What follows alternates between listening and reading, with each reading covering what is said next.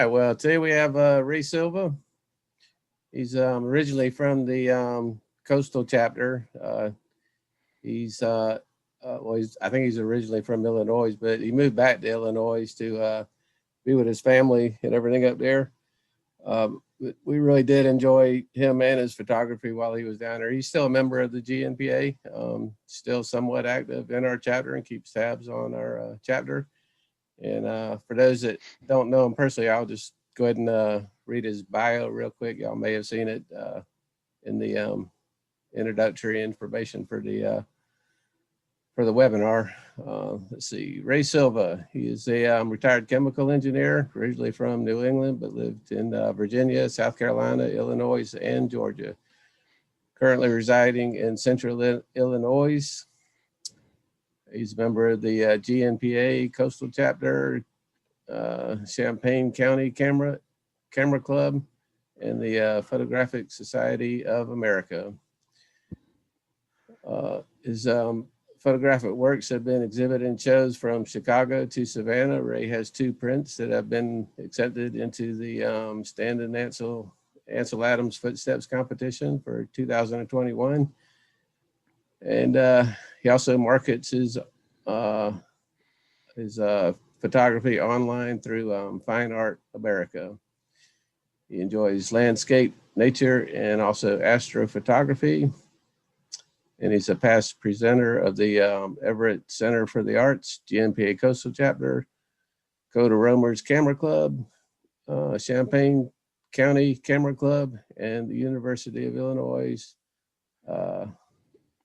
Master Naturalist Extension. So I'd like to welcome Ray. Everybody, if we could, we'd all be giving you a round of applause. But I really enjoyed photographing with Ray when he was down here in the South. We used to go out photographing birds and wildlife and landscapes, and he participated in most of the field trips that we have down here in coastal Georgia. So with that, I'll turn it over to Ray and let him do all the talking. One more thing. For those that are familiar with these webinars, if you want to ask questions, there's a Q&A tab down at the bottom. That's where you'll post questions for Ray. There's also a chat tab if you're having any technical difficulties or have any other questions that I can answer.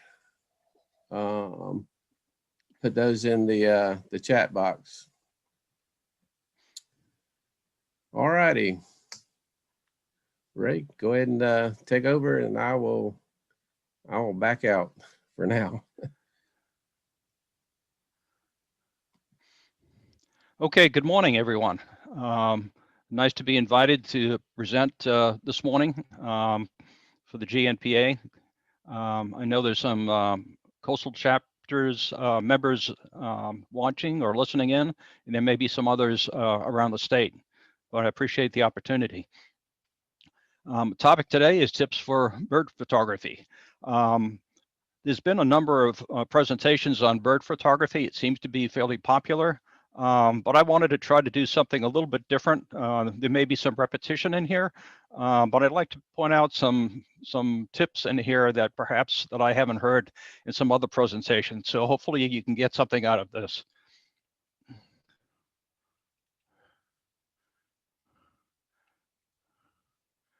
Okay, this is my bio, but we'll go through, we've already been through that, but just a point, people ask me if I miss Savannah. So this is kind of an indication that I'm on the left. It's 4 degrees outside. It's going to be snowing today. Wind chill -15. Do I miss Savannah? 45 degrees doesn't sound too bad right now. My presentation, I'm going to be talking about different areas. I'll talk about equipment, which includes camera, lenses, and other photo tools. Knowing your subject, the behavior of the photographer, bird behavior, and also some locations you might consider. I'm going to talk about capture, and then finally on post-processing. Henri Cartier-Bresson was not a bird photographer, but he said your first 10,000 photographs are your worst. I just want to alter that a bit. I'm thinking it's 25,000 for bird photography. Don't be discouraged. If it was easy, everyone would be doing it. Know your equipment. Camera.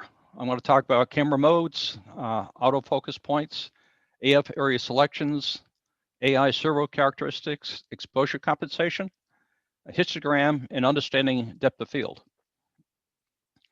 There are several camera modes to take advantage in your camera itself. There's advantages to aperture priority. The AV or A mode lets you set the desired f-stop for a desired depth of field, where everything else is automatic. These advantages of shutter priority, either be the T or TV or S mode, you can set your shutter speed for the desired effect, and everything else will, in a sense, be automatic. You can use your manual mode as well. You can set up all the parameters, but there's a part B on this where you can be in manual mode, but also set your ISO in auto, and I'll talk about that in just a minute. Your camera has some autofocus options. Set your lens switch to AF for autofocus. And then in the settings for autofocus, you have a choice between one shot, where you have one focus and then release the shutter. AI focus is basically a hybrid between one shot and AI servo. But AI servo, this is for Canon, is for moving subjects where distances keep changing. You might have a different terminology if you're using Canon, or I should say Nikon or Olympus or Sony, but they have a setting for moving objects. Also, there's some area selections. Your camera can have as many as 65 points for autofocusing. You have the option in the camera to decide on a single point, which is a pinpoint focus in the center of the screen. You can have the option of expanding it to 5 points, 4 around the center point. You can expand it up to 9 points. And these are typical of the 3 that would be most used for bird photography. However, some people might use some other zones. The entire frame, where you're using 65 or zones, this would be using for a flock of birds, a large number of subjects in your frame. Also, other than the area selections, you can decide whether you want to move the focus point to the far left, top center, bottom center, or bottom right, or anywhere in between, depending on your composition. Other than that, you have AI servo characteristics. Some cameras allow additional fine-tuning to the AF servo. You can track sensitivity, the acceleration and deceleration tracking, and also AF point auto switching. The images to the bottom right, the one on the left shows I was tracking this ringnet pheasant. This happens to be a female just this week. She was flying up, and as I was tracking her, she passed a shrub with no leaves, but I was able to maintain focus as it passed through a object between me and the subject without dropping that. And I did this by decreasing the tracking sensitivity down to low, so the camera wouldn't react quickly to anything in the way between the subject and myself. So there's a fine tuning that can be accomplished in your camera. Exposure compensation. It's basically the ability to override the camera reading by adding exposure or subtracting exposure. Camera reading wants to read 18% average gray. Most people in the bird photography area will use evaluative metering. And again, this is a Canon term. Basically, it has a good average of the entire frame. If you have your camera set to manual and using auto ISO, with a light background with a dark bird with auto ISO, you're going to end up with an underexposed image. On the left-hand side, this is your frame. Most of the scene is light. Your subject being a bird, dark. Your meter reading will give you a good average, but that average will result in the subject being dark. What exposure compensation does, by adjusting the plus direction, you're adding light to correct for the auto meter reading, and from the center going to a +2, you end up with a subject that has a more pleasing exposure on the subject. On the other side, if you have a dark background with a light bird with auto ISO, you'll end up with an overexposed image. On the bottom left, you have a scene with mostly medium to dark light. Your subject is white or light. Your meter reading will give you a resulting of an overexposed image. The one on the right is a egret, a great white egret. You can see that it's overexposed because you can't see any detail in the feathers on the back. This is probably one of the #1 issues I have with some posting on Facebook or Instagram, where the exposure of a white bird is too high and you can't see any details in the body. In this case here, by adjusting the compensation to a -2 based on the meter reading, I'm able to get a white bird and you can see some details in the feathers. Again, this is overexposed originally, but by decreasing to a -2, you're able to adjust to get a good composition in lighting. Exposure compensation typically will not be required when the light is even or balanced, whether it's overcast or in shadow. The light is a low angle or during the golden hour, or the color of the bird matches the background, even light. Here's your meter reading, which is typical. Your background is dark shaded, and the bird shows a adequate composition and exposure. Exposure compensations can be used with auto ISO, but it can also use in aperture priority or shutter priority. And in shutter aperture priority, what happens is your adjustment is with your shutter speed. Now, shutter speed is slowed down or increased in speed to make that adjustment. If you're in shutter priority, your aperture is changed. But you can tell right off that these might be a disadvantage or limitation of using aperture priority or shutter priority. By using manual, you're going to set your shutter speed, you can set your aperture, and the only thing that adjusts would be your ISO.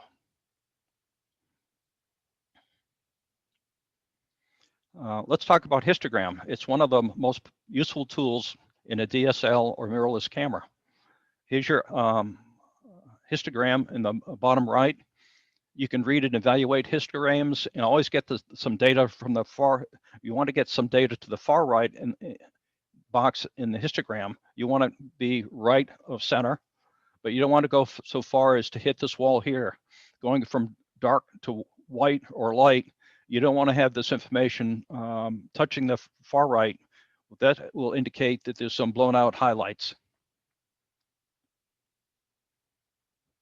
The recommendations are to enable highlight alert, what some people call blinkies, that if your exposure is too far to the right, your image will show blink on and off, showing the overexposed areas. The best thing to do is take a text exposure and review the histogram, see where the exposure is. And then when your subject is passing through and you take an image, you have a better chance of getting the correct exposure. Reduce the chance for digital noise by increasing the exposure, meaning that you want to be right of center and taking exposure. If you're up higher, you can adjust back and you won't introduce a lot of noise, but if you're too dark, you increase in post-processing, chances are you're going to introduce noise in the image. Let's talk about depth of field. Just a quick review. If you take in an image of a bird or a subject on a branch, depending on your f-stop, you will have a region between yourself and at this point here where your image is going to be out of focus. This is your focused area, which is sharp, and then beyond that, it'll be not sharp at all. Talking about aperture, full frame camera with 600 millimeter lens at 33 feet, your depth of field for an f4 is 2.5 inches. At 66 feet, your depth of field is 10 inches. And at 100 feet, your depth of field is 24 inches. By changing your f-stop from 4 to 8, you can, in a sense, double the depth of field. So for instance, at f8 at 33 feet, you have 5 inches from front to back that is an acceptable sharpness. For depth of field at 66 feet, you have almost 21 inches. And depth of field at 100 feet, you're almost at 48 inches depth of field. Now, depending on your subject, for instance, here's a red-tailed hawk. Your depth of field at 20 inches at 66 feet might be limiting because the size of the bird and the wingtips from end to end is going to be larger than 20 inches. So for a small bird, it's not so critical because small birds may be somewhere on the order of 5 inches. But if you start going to a smaller f-stop, you see the reduction in the depth of field.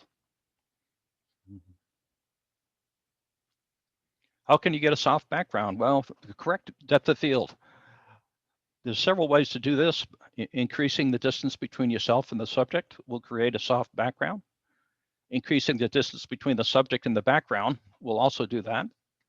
Increasing the focal length, for instance, going from 300 millimeter to 500 millimeter, or increasing the aperture or decreasing the F number will give you a soft background.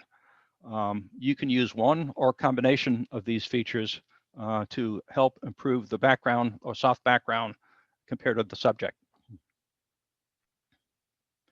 Know your lens. This particular lens that I am using here is a Sigma 150 to 600 millimeter lens. I'll just give you some highlights. Your lens might be slightly different, but typically it will have the same types of controls. Manual versus autofocus. You definitely want to be on an automatic focus. There may be situations where you can use manual focus. For instance, if a bird is perched and has been there for some time, the telephoto focus range, full, near, and far. Full means that you're in shooting a bird, you have the full length of the zone active, and it may take you a second or two for your camera to acquire focus. By switching to a near, for instance, if your subject is within 10 meters, going to a near setting, which is 2.8 to 10, it'll be a quicker focus time to get your subject. If you're focusing on a bird that is beyond 10 meters to infinity, switching it to the center will limit the time for your lens to acquire focus. Timing is everything. If your bird is moving around, which you typically do, you want to be able to get quickly focus, and that will be helpful and able to get a good, clean image. Image stabilization is usually a feature for a lot of new lens today. I'm using setting number 1, which is overall vibration stabilization. Number 2 setting is for panning, where I move from left to right or right to left horizontally. Some people claim that anything above 1650 shutter speed, it's not required or not useful, but I suggest that you try it and see what your preferences are. As far as custom settings, in this particular lens or series of Sigma lenses, there's such a thing as a docking station.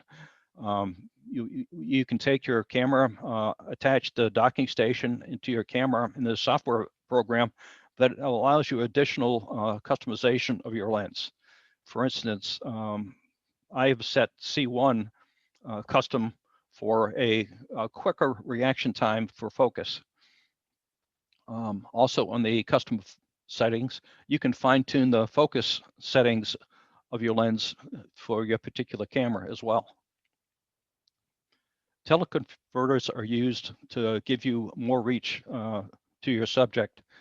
Typically, they'll come at a 1.4 and a 2.0 lens. A 2.0 means if you have a 500 millimeter lens and you attach a 2.0 extender, and that'll be added to your camera body and your lens will fit on the outside.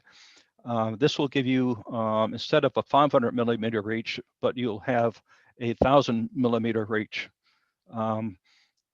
Some people are religious about these, but the limitations are it takes another split second for focus, number one, and the other thing is you lose an f-stop setting. 1.4, you lose one stop of light, and a 2.0, you lose 2 stops of light. Know your camera basics. Decide whether you want to capture format in RAW or JPEG or both. RAW will give you the most information, so people tend to go with a RAW format.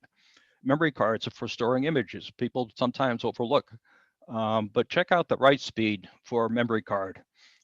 If you're going to be taking a series of high-speed captures, you don't want to be sitting there waiting for your camera to be writing to your memory card. Meanwhile, your subject is moving away. Let's go back. Don't forget the limitations to your battery. Keep a spare charge, especially with mirrorless cameras. They require a lot more power than the traditional DSLRs. So you go through energy quite frequently. Cleaning supplies, microfiber cloths are important to make sure your equipment is clean, especially your lens. The equipment, gimbal heads are specialized camera lens mounting to allow stability and ease of movement to capture your motion and subject, your motion of the subject. Here's a tripod. Your gimbal head will fit on the top of your tripod, and it rotates horizontally. And also it flips up and down so you can easily move the camera direction to capture your subject in motion. A tripod again is, you might consider a sturdy tripod to support the camera for stability. There are some that are aluminum. There are some also that are a bit more expensive with carbon, but depending on your needs and how far you would like to carry it, you might want to check out either one.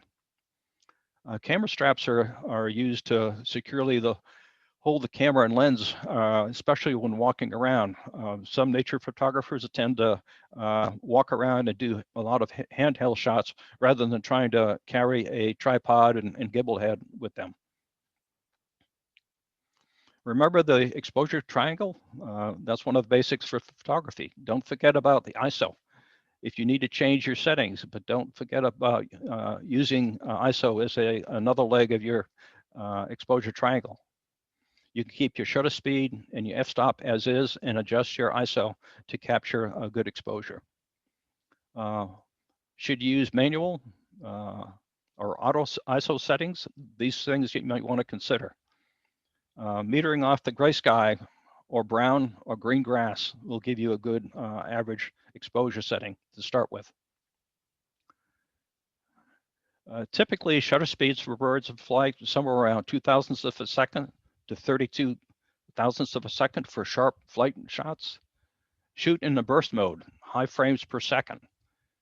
Shoot in continuous autofocus AI servo for Canon, AFC for other brands. Select the appropriate focus point. Aperture, how low can you go?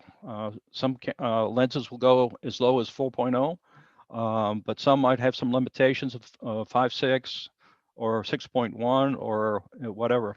But you may very well find out that your lens might have a sweet spot. Also, your ISO settings, somewhere 400 to 800 or even higher. This is one of the biggest tips that people ought to pick up on, back button focus. Some people have not heard of it before. Some people have had it. Some people have made their adjustment and don't care for it. But I'll tell you what, it's been a lifesaver in a number of cases. Basically, in your camera body, you have a shutter release and also shutter release, but it also meters. But I can show you in a Canon setup where this is the shutter release here. I've changed it to meter only, and I've taken the AF on button, which is here, to do the final shot. This is, I should say, this is your focus point. So I can focus on a bird without taking a shot. Okay, this is another button that is an alternative button you can set on the camera. So you can have one or both of them set up for focusing points. You can focus without actually taking an image. Okay, I just found out this past week. Yes? Oh, we do have one question on the previous slide about the exposure triangle from Jim Squires. The question was, please explain the exposure triangle. I guess briefly, as you can get into a whole other topic by. Yeah, their presentation is just based on the exposure triangle. Basically, in a camera for exposure, you've got three options. You have your aperture, which controls your opening of your lens, and you have your shutter speed, how quickly your shutter will open and close. And the other item is ISO. You can adjust your ISO for low light to a lot of light. So typically they call it a exposure triangle, and you basically need to balance your aperture of your lens, your shutter speed, and your ISO to get the proper exposure. So if in bird photography, if you're deciding to use manual mode, you want to have a f-stop of 8, you can set that manually. And if you want to have a high shutter speed of 0.002 of a second, then you have the ISO basically is variable. You can set it manually, or you can put it on ISO, auto ISO, meaning that it will adjust depending on the other parameters, depending on your shutter speed and your aperture. So the camera will decide what the best aperture setting, I should say, the best ISO setting for those predetermined settings you have. And when I talked about exposure, you can adjust the exposure manually by increasing or decreasing the ISO, depending on your situation. Does that help? Yeah, I think so. Yeah, all three sort of have to do with the amount of light coming in to your camera. Then the ISO is how sensitive it is to the light. So all three of them affect your exposure light levels, I guess is a right. Okay. Okay. So back button focus is, once I switch to this, I haven't changed. And in fact, there's also a dual back button focus. And basically, you can take one back button focus here and set it to have a 1-point focus. And the other one, the second one, you can have it to a larger surround area focus. So depending on the bird, if it is a single bird, I would use the AF on button that I've set up for a single point focus. Or if it's a group of birds, I might use this one here for a largest focus range. And this is, again, all I've got to do is move my thumb to press one or the other without taking my eye off the camera and off my subject.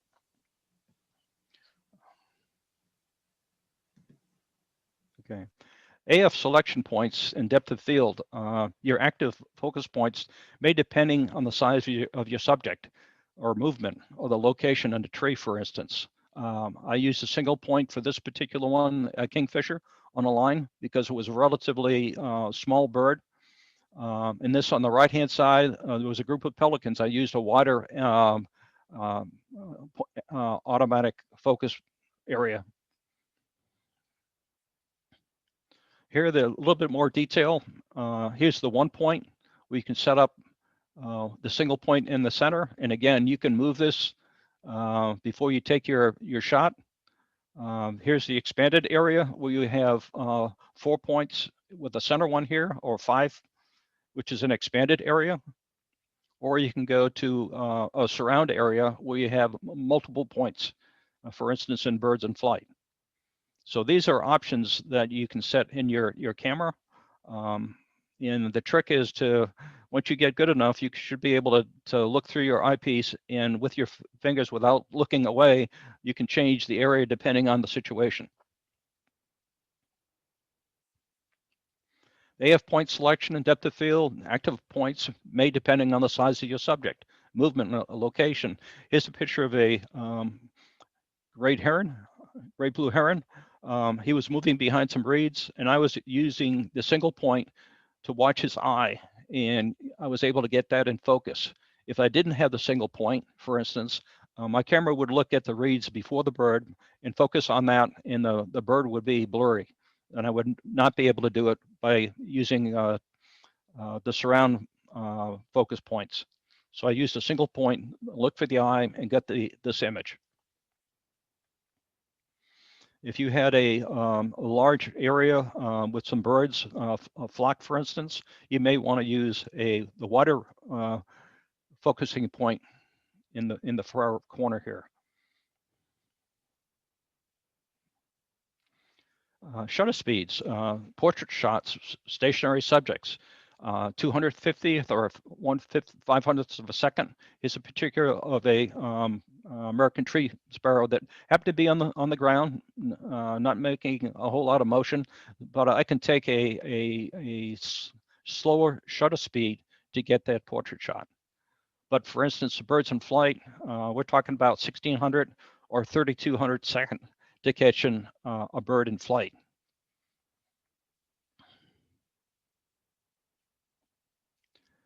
Let's talk about equipment and techniques. Before leaving your vehicle, be sure you have everything you need. I'm an old Boy Scout, and I think Jamie is too. You want to make sure you're prepared with batteries, memory cards, cell phone. Store photo equipment out of sight in your car. You don't want anybody snooping around and seeing your valuable equipment in there. Don't forget your tripod or monopod if you need it. Eyeglasses, and don't forget to lock your car when you leave. The biggest tip here is check the setting in your camera by your car. Be ready. Don't wait till you get out in the field and see birds and then try to figure out, okay, what kind of settings do I need, because those birds might be long gone. They're not going to wait for you. But at your car, get your approximate settings for your camera and just be ready. You might encounter something on your trip. Keep your eyes open and listen. Don't shut down your camera until you're at home. I've got a story about this. I went out shooting. I spent maybe 2 hours. I was looking at raptors. It wasn't too successful, but I was within 100 yards of my front door, where I found a American bald eagle perched on a tree nearby. And fortunately, I had my camera by my side. I didn't pack it away. I had it turned on, and I was able to get a couple of shots before it flew off. But don't think that just because you stop at your car that you may not see anything on the way home. Make sure you contact people, let people know where you are and when time you expect to return home. Rain gear, check the weather forecast. You may need some extra clothes before you head out. boots or waterproof shoes may be consideration. Jacket, chair, sunscreen, insect repellent, gnats. Liquid refreshment, say a snack, for instance. Your cell phone with photo apps and Encompass are also helpful. Camera gear carrying case, a backpack or a small sack might be helpful. Also a clean absorbent towel. Your camera body is capable of rapid fire to capture a moving subject. Bring a lens or lenses to allow the reach for a given subject at a distance. Proper long lens techniques using a gimbal head for a tripod or proper stance for a handheld. You want to make sure that you're standing almost sideways to your subject so you're able to move and turn while your subject is moving from left to right or right to left. Decide on center point focusing and pre-focusing. Pre-focusing means if your subject is typically 100 yards out or 75 yards out, pre-focus your camera to that distance. So when your subject does show up, it'll be less time for your lens to attain a sharp focus at that point. Your AF selection modes, choosing an AF point are things to consider. Image stabilization when off the tripod. Some people say that if beyond a certain shutter speed, it's not effective, but then again, something you ought to try out. Consider using your camera's custom settings. On my camera, Canon, I've got C1 set up for flight. I've got my conditions, basic conditions set up. So all I have to do is turn it to a C1 setting and everything's pre-programmed and ready to go. Or for C2 for a portrait setting. This way here, I don't have to go through each individual setting to make sure everything is correct. It's nothing like going out, taking a shot of a really nice bird and to come to find out that one of the settings wasn't quite right. But by presetting it in your camera, it gives you less time and worry about what's going on, and you're more interested into the birds. The behavior of a photographer. I've got this from the Audubon's Guide to Ethical Bird Photography. Avoid causing unnecessary disturbances or stress to birds.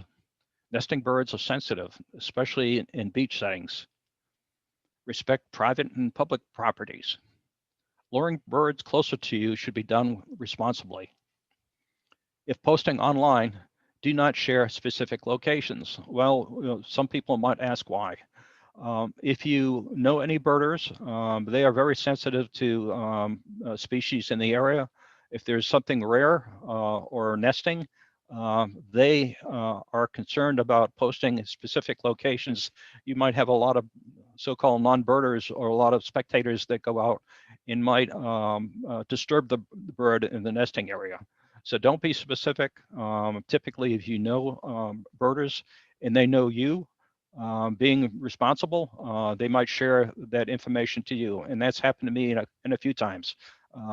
They have shared information that they asked me not to share with anyone else, just to try to protect the nesting area or the habitat. And again, be considerate of other photographers in the area. Just because somebody's set up with a tripod and shooting and they're a photographer, doesn't say, come on up and bother me. They may be tracking a bird that they're very interested in. Wait till they take a break or walk away from the area and then strike up a conversation. Most of them are more than happy to talk once they get their shots. Knowing your subject, patience, waiting for the right moment. Know the bird habitat, know the best time of day, behaviors of the bird, feeding, flying, or nesting and migration. I know that shortly, with the next month or so, you're going to have a lot of birds migrating through your area. That's going to be prime time for bird photographers. Know what's coming and what to expect. Stealth, use how to use cover to allow one to get close as possible to a subject or allow a subject to get closer to you. I've taken a number of images when I'm in my vehicle. You can use brush or trees or even camouflage to hide your position, not to flush out any birds. If in open, how do you approach your subject? Typically walk slowly in a zigzag pattern, not directly in a threatening manner to the bird. And again, once you're leaving, again, repeat that. Walk slowly backwards toward your vehicle. Try not to disturb your subject matter. Behavior birds. All birds are not always the same. They act differently. They have their own habitats and behaviors. Some give you warnings before they take off. Sometimes a bird mutes just before it takes off, 80% of the birds. If no one understands what mutes is, it's basically poop. This is typical with raptors. They tend to mute just before they lift off. And there's a number of other birds. But I can tell you that this past summer, I was stalking a great blue heron. He was in a tree, and I was sitting there for the longest time waiting for him to take off, and it was well over an hour and a half. And he muted 4 times. I counted. Every time he did, I kept waiting for him to take off, but he never did. But anyways, that's just kind of a clue, and it might be helpful. Do some research and talk to birders on your subject. Chances are there's some birders in the area, especially Facebook. There's Audubon sites that are local. Sometimes there's some discussions, or you may know some birders that would be willing to talk to you about what's going on at that particular area in that particular time. Since they are wildlife, not everything is predictable. Bluebird, what kind? Blue grosbeak, bluebird, great blue heron, indigo budding. These are some apps. The Merlin app and the Audubon app are very helpful to download on your phone. They're both free.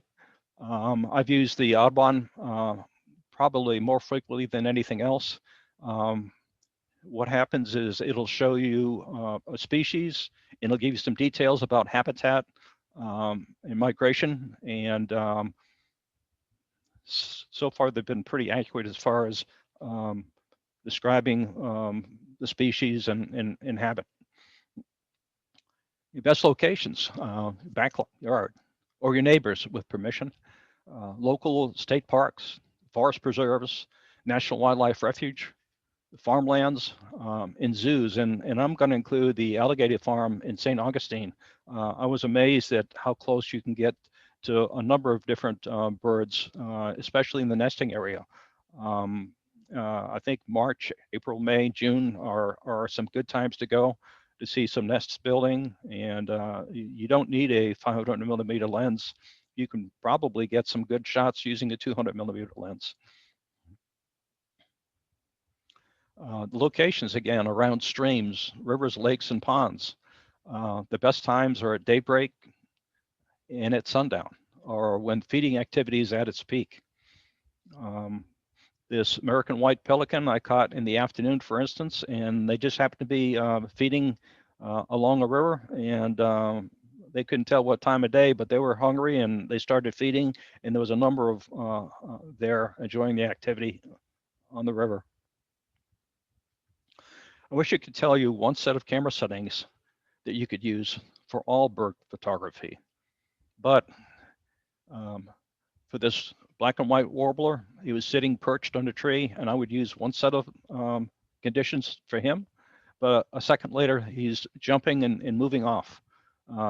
So I typically use settings for bird in flight, because I know this warbler is not going to stay there long, and I'd just as soon get him in a flight pattern rather than a portrait. But by flight portrait settings will also work.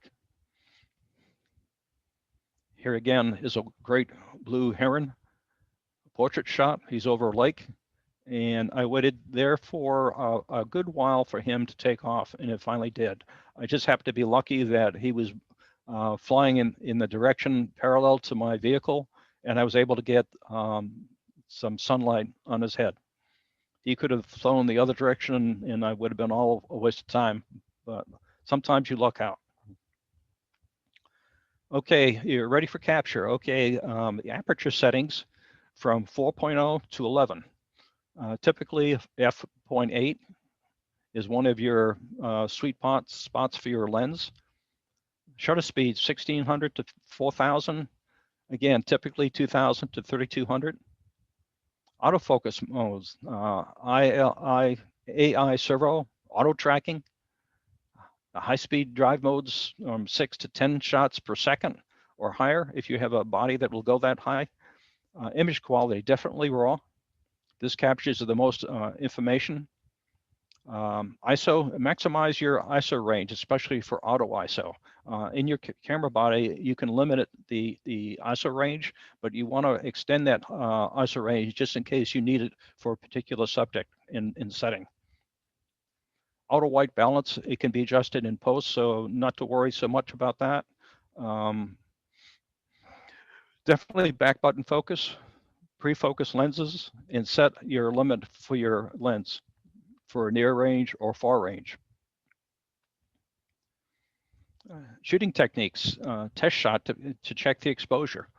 You don't want to be chimping and after each image that was captured because you're going to be missing some subjects or gestures.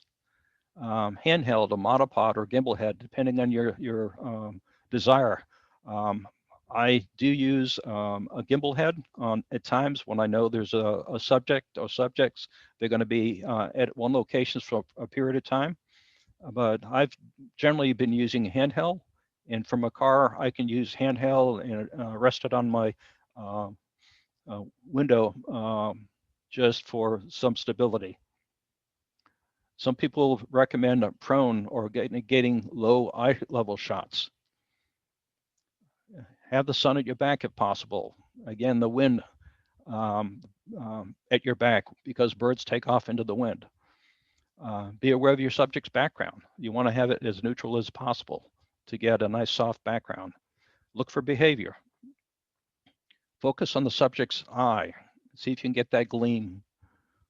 Keep composition in mind. Practice on common birds in the area. There's no reason why you can't practice in your backyard or somewhere local for when you do go out to a place, perhaps a Jekyll Island or Tybee, you're ready. You're not rusty, and you have a better chance of getting a decent series of shots. Here's some rules. Okay, one rule to be broken.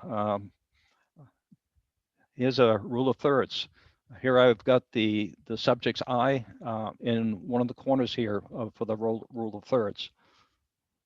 But again, knowing the rules, you know when to break them. Possible to get at the bird's level. I'm going to be repeating some things, just hopefully this will make sense. Get a bird, a blur in the background. Capture a unique perspective. Here's a eastern phoebe that was sitting on top of a branch, looking right, so I had a nice profile. I took a series of images there, but I waited for him to turn his head a little bit to kind of give a little bit different profile, a different perspective. The same for this eastern kingbird. He was there looking straight ahead, and then I waited for him to turn, bob its head a bit to kind of give a little different perspective, something different that you might not see somewhere else. With the wind on behind you, the birds will land and take off into the wind. You have a better chance of getting a nice frontal shot. Sun behind you for the best lighting, possibly. In this case here, we've got some nice lighting here. I got some lighting here. This is a side lighting of the bald eagle. The greater yellow legs was facing the sun, so it's a nice lighting situation. And sometimes you can't be there in the right place with the bird unless you can stage something. But chances are you don't have that ability. Most birds will rest on a perching branch. It'll give you an opportunity for a good portrait composition. You have also the leading line here. Is a perching bird. I've been told by nature conservators that birds who are flying are equivalent to people running. After a flight, they do like to rest and get their energy back. Point your shadow at the bird again. The light behind you. Side lighting works well sometimes. Some days are cloudy. Light is evenly dispersed. I've kind of like overcast or cloudy days because of the light being dispersed. Here I don't have the high contrast, but I have a nice color developed in the bird. Sometimes rim lighting will work. In this particular case, I was at a pond. The birds were at the far side and just having a good old time scooping up fish going from left to right. There was no way I could get on the so-called correct side because with the light behind me, but this is all I had, but I had to work with it. I had to adjust my compensation, but I was able to get some nice rim lighting with the wings, the beak, but sometimes that's what you have to deal with. Tricolored heron, I've got some nice side lighting. This is a morning light, but I was able to get a number of shots, but I like this one best because I was able to get the gleam of the eye and the sunlight on the back side of this bird, and you happen to be at the right time. Focus on the eye so the viewer can connect with the bird. Get a sparkle in the eye. It makes the bird look alive. The head should be slightly angled to the camera for more engaging or inviting. Here's a picture of a cardinal that I took just the other day. Nice composition, rule of thirds. I got a gleam in the eye, but compare it and waiting for another a couple of seconds, the bird happened to turn. Notice the difference between cardinal 1 and cardinal 2. With the head cocked a bit, it appears to be a bit more engaging. Here's another one with some black-bellied whistling ducks. I was able to catch the one in the foreground with the catch eye, and it's gestured toward me. The other one's depth of field is shallow, but that's okay. I'm interested in this bird in the foreground. And again, this is rule of thirds. This is the lower right corner.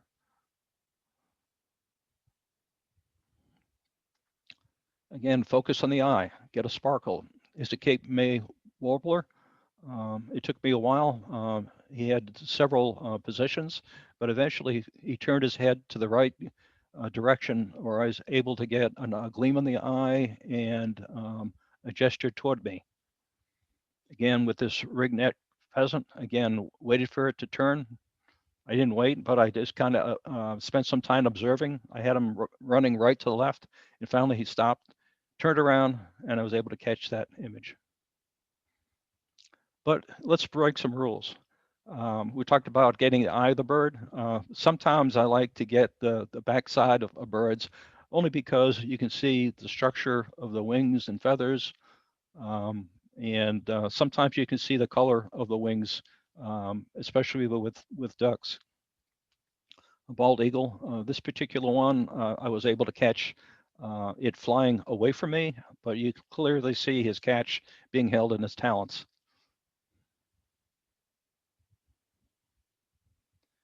Using a tripod will give you some stability. I can tell you when I was using a tripod here with the gimbal head, there was a number of white pelicans on the river. My arms would certainly be tired after about 10 to 15 minutes of holding it, trying to capture. But with a gimbal head, I had plenty of leverage there, and I had spent quite a long time there photographing these birds, and the same with the bald eagles. There was so much flight activity going on. My arms would be tired after 10 to 15 minutes just trying to hold my lens out. But by using a gimbal head, it relieved some of that pressure, and I was able to enjoy the spectacle without hand holding. In some cases, it's a big plus.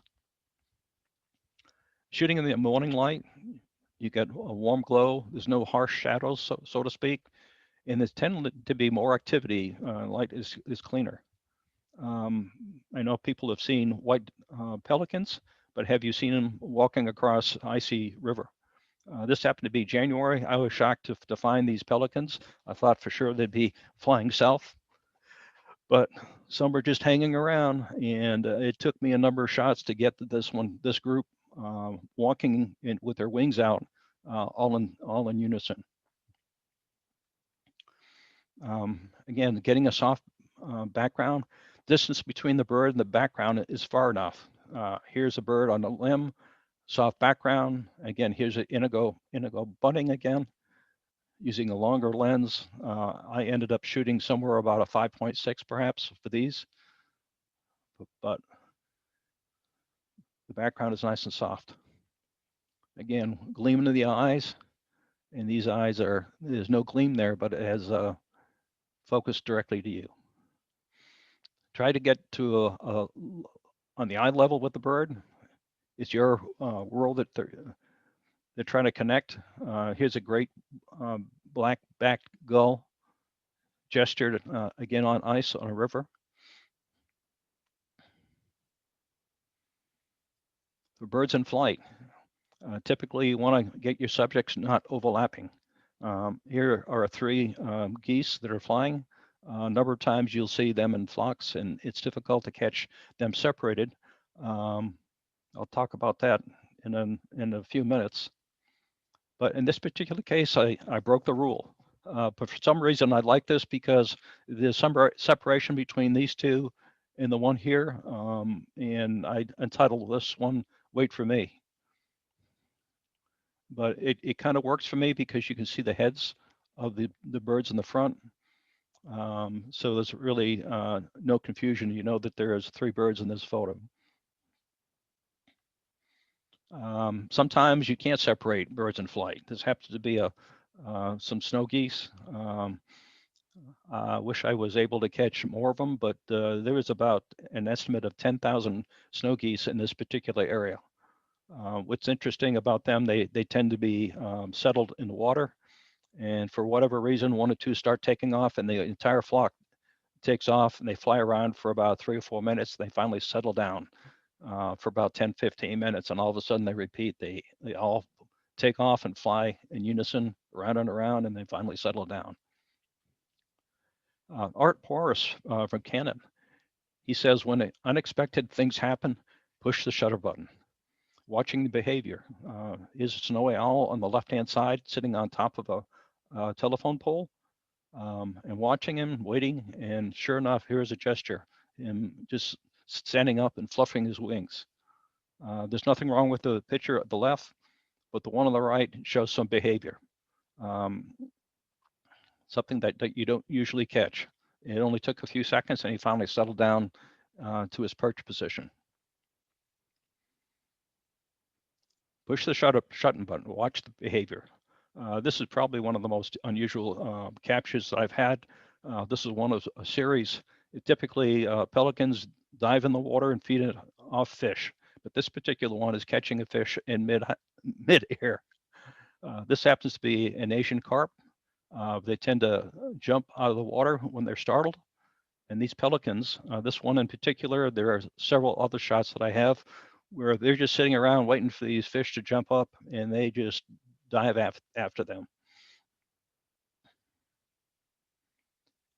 Camera body is capable of rapid fire to capture a moving subject. In this particular case, this common yellowthroat moves around pretty quickly, but by using a high-speed rapid fire, I was able to get several different gestures.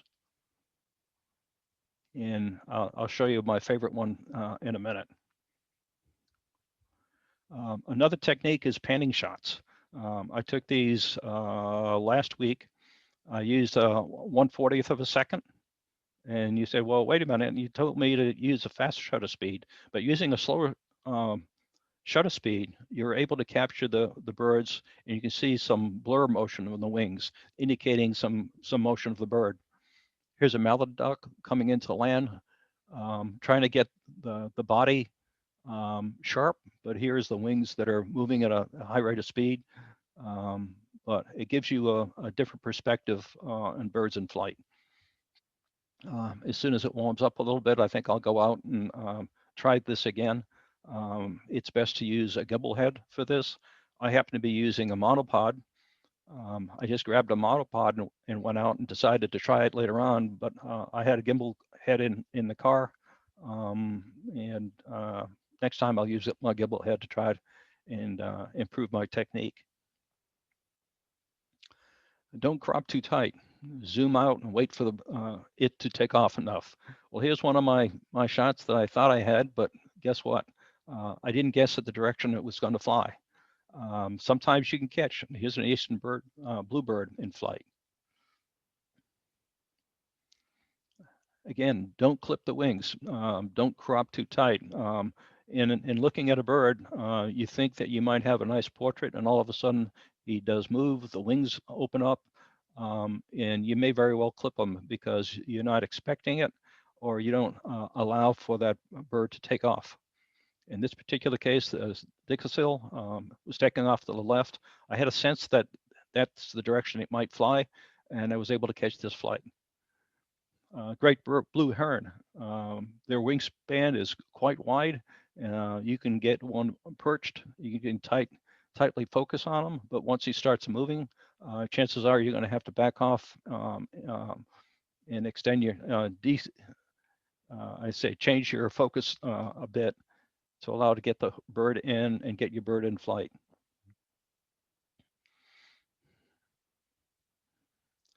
Again, leave room in the frame is not to clip the wings. I was able to get this belted kingfish, but I knew that he might fly to the right, and I absolutely nailed this one. That I was surprised and able to get him without clipping anything. I've got a number of where I've got a part of a belted kingfish because he happened to be moving so fast he was outside of the frame. Is a red-tailed hawk. Again, birds of raptor have large wingspans, and make sure you back off your focus length a bit so you can get that full bird in. Taking good portrait shots. You wait for the bird to be calm and relaxed. Zoom out, wait for it to take off and giving it enough space. Anticipate the direction they're going to fly. In this particular case, this bird was not relaxed. It happened to be in a rain puddle, and it just enjoyed just sitting there and taking a bath. And I've got a number of shots, but this particular one I liked the best. They're preoccupied by the water there, and by not scaring them off, you have a chance to get a number of shots. This particular one happened to be at the time where the nests were hatching. I found a bluebird with a bug in its mouth and knew that it wasn't eaten, so it was probably taking it to some young ones. Sure enough, I found a birdhouse nearby, and I set up in my car, window down, and it just waited for things to happen. In this case here, waiting long enough, I was able to get both the male and the female visiting a nest with some food. Let's talk about post-processing.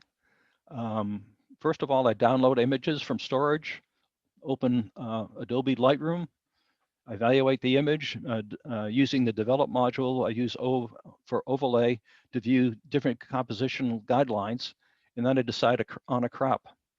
Once I crop, I take it into Topaz denoise AI. I export it back into Lightroom, hit some global adjustments, perhaps exposure, shadow, highlights, clarity, texture, some calibration tools. This is a tool that I've come across. In the calibration tools in the blue, use the saturation, move your saturation, slide it to the right. It'll tend to pop some colors that look quite pleasing. Check off lens correction. I also use the radial filter to do some local adjustments and apply if needed. And then export to Photoshop, use some dodge and burn tools, resize it and save. Here's a series here is a red-tailed hawk captured raw, f7.1 at 0.02 of a second. Auto ISO ended up to be 1000. I was at a 600 millimeter lens, and I've got it 546. Exposure composition was a 1.5 to 2 because the bird being dark in the background, the sky was overcast, a bit underexposed. So I decided to crop it in Lightroom, get this bird more centered, more the head in the face, in a quadrant. Process it in Topaz denoise AI to reduce the noise because we were at 1000 ISO. I made some global adjustments, adjusted for shadows and calibration, the blue saturation. It'll tend to pop some of this yellow. And then I did some local adjustments. This radial filter, I use it almost all the time. You can take this, select an area, and you can do some adjustments, exposures, sharpness, texture, and you can localize because I'm interested in getting this head optimized as far as clarity and color. So looking at the original image and the final image of the red-tailed hawk after post-processing.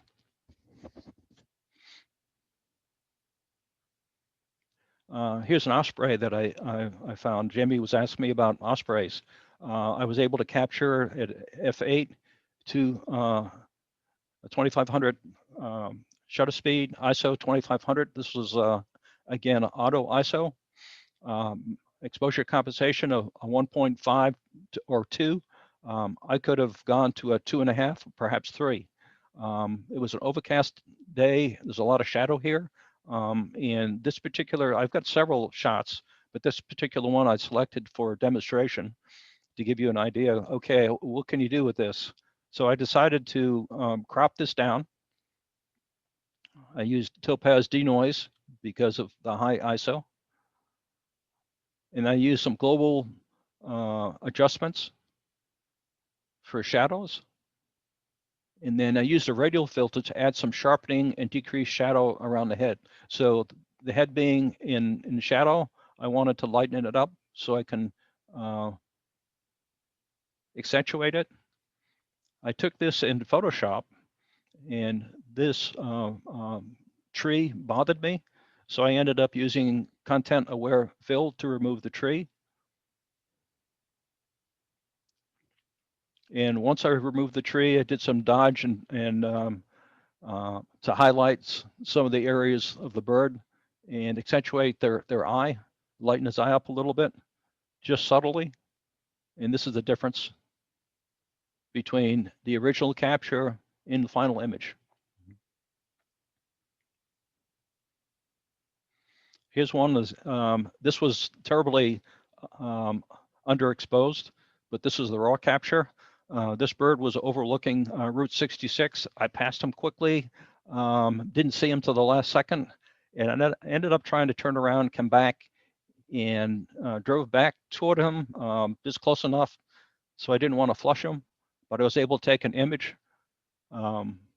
Obviously, I did some lightning and adjustments here. I took this little branch here. I took a lot of this tree out using the content-aware fill and ended up with this red-tailed hawk portrait.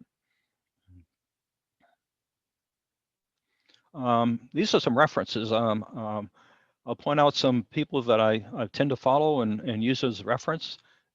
Tim Boyer is terrific. He's in the Northwest in Washington State, I believe. Art Morris, again, is a Canon Explorer of Light. Tony and Chelsea Northrup are good. Steve Perry is good. He's a Nikon guy. I know Tim was a Canon guy, but he's switched over to Olympus. But something recently that I've come across is Pangolin Wildlife Photography. They host safaris in Africa, but they've just started a series on wildlife photography, and they've got a lot of good practical tips and deal with a lot of subjects that I talked about today. Which of my photographs are my favorite? The one I'm going to take tomorrow, Imogene Cunningham. Don't be discouraged. If it was easy, everyone would be doing it. It's extremely rewarding when you take a keeper. The final thoughts, getting a sharp image requires you to know your gear. Keep your eye of the subject in mind. Capture shots of various behaviors observed. Keep composition in mind. Post-process to enhance your subject. And above all, enjoy the experience. Thanks for your attention.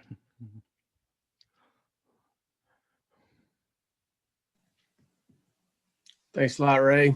Thank you. That was really nice. That was one of the questions that somebody had was, which one of all the great photography that you showed you, which one was your favorite? And they sort of answered that at the end, the one that you'll take tomorrow. That's pretty nice. Thank you. We had one other question from Jim Squires, and if anybody else has any more questions, feel free to go ahead and type them in. His question was, when, if ever, do you use a flash with bird photography?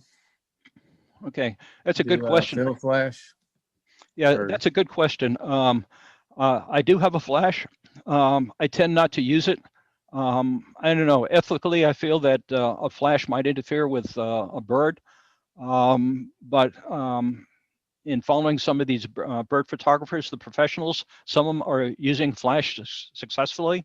It requires extra gear.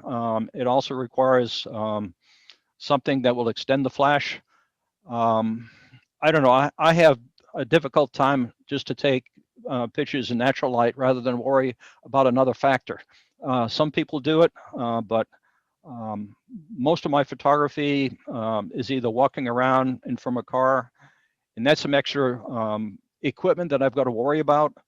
I don't use it, but I know people use it, but I rarely see anybody out there in the field using it. Yeah, I've seen it used for hummingbird photography when Yes, you're drawing the subject in and you want to get a faster shutter speed or be able to stop the wing movement. yeah. I've done some hummingbird photography, and I use natural light. Not all of them are going to be in the right lighting position, and I like just to delete them or not show them. Yeah, a lot of people go through a lot of trouble to get hummingbirds just right using a series of flashes, and it's a different level. But I haven't invested in the equipment. But certainly people do. But Right. I see an awful lot of hummingbird shots out there. So Yeah. And this last question was more for anybody that's in the Atlanta area. You can post the answer in the chat if you know it. Somebody by the name of Cindy wanted to know if there's any good camera shops in the Atlanta area for lens and camera cleaning. So if you do have a good suggestion for that, you can post it in the chat and address it to everyone so that everyone can see it. Or if you have any more questions, you can post them in the question and answer. Oh, there's one. Do you use back button focusing a lot? I use it. Doug Bing. Yeah, I use it all the time now.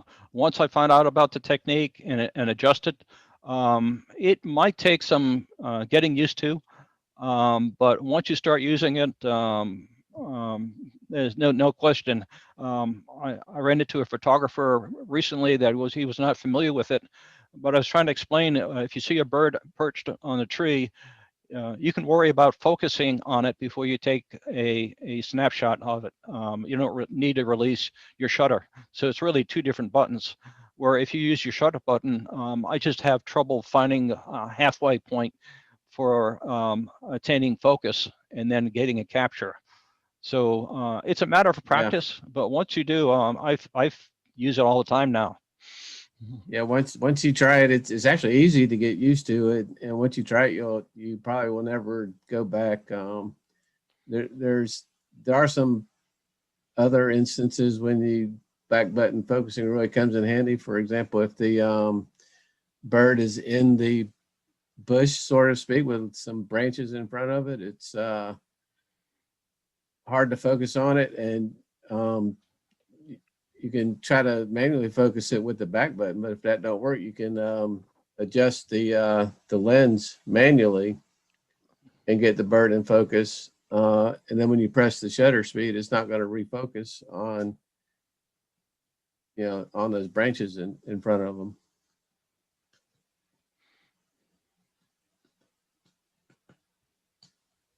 If that makes sense. Yes. Yeah. The question about not heard of a back button using two buttons. I basically, when I started out, I had programmed two buttons for back button focus only because when I have my camera to my face and I'm looking through the eyepiece, I don't want to be missing a chance by missing a button. So I set them both just in case I miss one button. I knew there was another button that would attain focus. But I did some research recently and found out how to do it, and I've actually set it up where I can change the focus area depending on the button I use. And that's helpful because one of the things that these professional bird photographers take pride looking through their lens piece and not taking their eye off the camera and making changes to their exposure or focus, but just using their fingers. So basically, birds are moving all the time, and if you take time to pull the camera away from your face, chances are the bird's going to be gone. So getting familiar with them, making changes without having to look at your camera, and even back button focus, moving two different buttons for different focus points is going to be helpful for sure. Yeah, and I had a question about back button focusing and the AI server mode that you're talking about. I use AI server mode all the time, but I forgot the technical answer to this. When you focus in with AI server, it's supposed to lock it in and refocus if the subject starts moving, right? Right. Do you have to keep the focus button down for it to continuously? That's correct. If you're focusing on a bird that's maybe moving, you want to hold your button, back button down as that bird is moving because it'll attempt to attain that focus. If you let it off, basically if you hit it once and let it go, it's locking on that distance. But if that bird is moving, it's going to be moving out of that preset focus distance. But you want to hold it down as that bird is moving, just in case he moves closer to you or further away. All right, there's a couple more questions in here, and people are putting in the chat box some good camera shops up in the Atlanta area if you need those. Okay, Doug Bing, haven't heard of BBC using two buttons. Not sure what he's referring to as BBC. Might be back button focus using two buttons. Yeah, perhaps, yes. It says, guess it depends on the camera make or model. Yeah. Again, I'm using a Canon. I try to explain for Canon. I would be surprised if other camera bodies don't have similar features. They have different names. I highly recommend to find your manual. If not, download the manual off the internet and go through it and look at some of these terms that I've mentioned and do some research and see if that might help you in the field. And why was it again that you would need two focus buttons? Because I've always just used the one. Yes. For instance, if you want to have a single point focus, you can set up one button for a single point focus. If there's a larger area, perhaps if the bird is on the ground, you want to have a single point focus. And if it takes off flying, you might want to have a large area of focus. So you can press the second button that is programmed for, say, a 9 point around the center. 9 focus points. Okay. Right. So you have a chance to make that change without even taking the camera off your face and just tracking the bird. So you just move your thumb from one to the other, and they're side by side. So you can change the focus area quickly. Yeah. Would be worth reading the manual for your particular camera model to see if it has that. Yeah. Not sure. I'm not sure mine does either, but yeah. I have a 7D2. But Tim Boya has a YouTube video on setting up the back button focus also, but also the dual back button focus.